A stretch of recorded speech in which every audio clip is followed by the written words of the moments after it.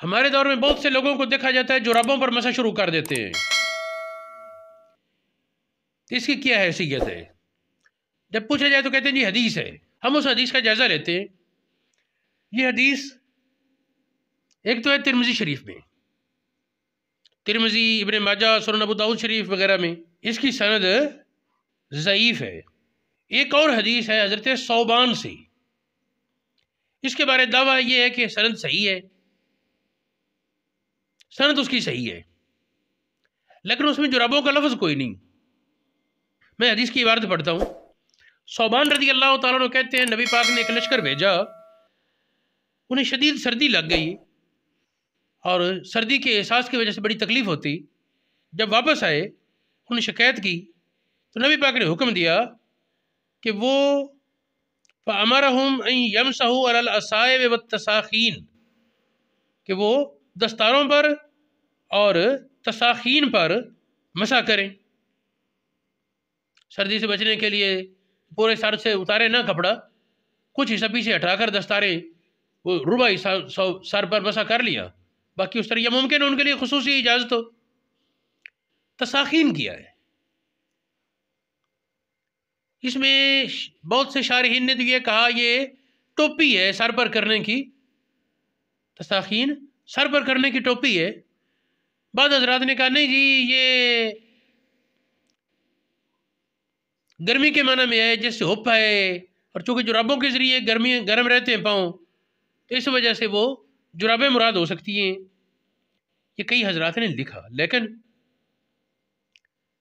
محققین نے، اہل لغت نے اس بات کی وضاحت کی کہ تساخین خفیں ہی ہیں. یعنی موزوں پر مسح کا حکم ہے اس حدیث میں کہ بار بار پاؤں نہ دھونے پڑے. اس میں وہ جرابوں کا تو ذکر ہی نہیں. دیکھیں امام سیبوی کی کتاب ہے کتاب العین، سیبوی کی یا خلیل کی، اس میں 2 جگہ موجود ہے. تہذیب اللغت، یہ پرانی کتابوں میں ہے، اس میں ہے مقاییس اللغت، جمہرات اللغت، غریب الحدیث نام کی 5 کتابیں ہیں. غریب الحدیث ابن جوزی کی، غریب الحدیث علامہ ابراہیم کی، غریب الحدیث قاسم کی. ان تینوں نے، پھر ایک کتاب ہے غریب الحدیث خطابی کی، پھر الغریبین ایک کتاب ہے. ان ساری کتابوں میں پھر نہایہ ابن اسیر اس میں موجود ہے، مختار الصحاح میں موجود ہے، لسان العرب میں، تاج العروس میں، التلخیص فی معرفت الاسماء میں، مجموع البحار میں،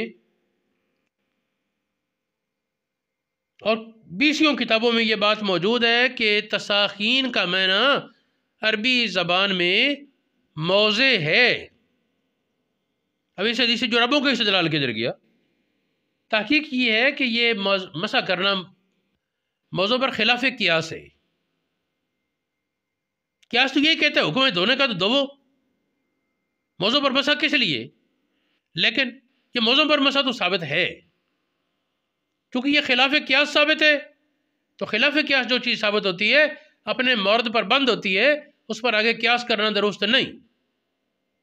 اس لیے شرعاً یہی ہے کہ موضوع پر مسح درست ہے اور موضوع کے غیر پر مسح کرنا وہ درست نہیں، اس سے بچنا ضروری ہوگا ورنہ پھر نماز خراب ہوگی. اس پر ایک اور سوال آیا، یہ ایک الگ سوال ہے کہ جرابیں پہن کر موزے پہنے ہوں، جرابوں کے اوپر موزے پہنے ہوں تو موزوں پر مسح پھر جائز ہے یا نہیں. اس میں جب ہم نے اس کا مطالعہ کیا فقہ حنفی کی کتابوں میں، ایک حوالہ ملا فتاوی شاذی کا، اس سے سمجھ آتی ہے کہ نہیں جائز، جبکہ 20 کتابوں میں یہ ملا کہ جائز ہے.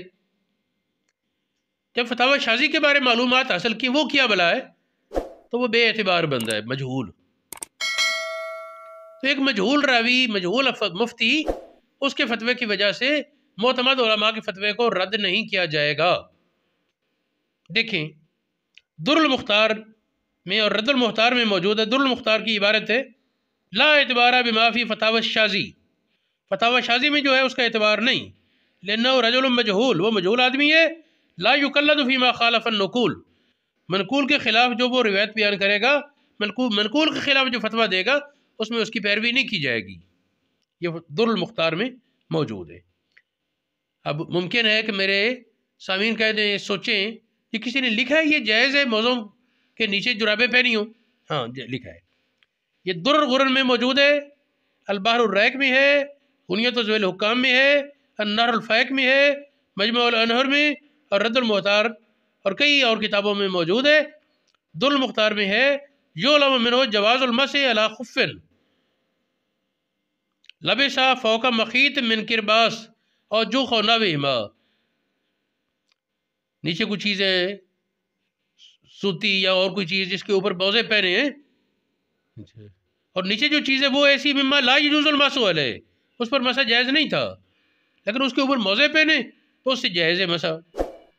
بحر الرائق میں فرمایا هو الحق، یہی حق ہے، النہر الفائق، یہ صاحب بار کے بھائی ہیں، وہ فرماتے هو الظاہر، یہی ظاہر ہے کہ اس پر مسح جائز ہے۔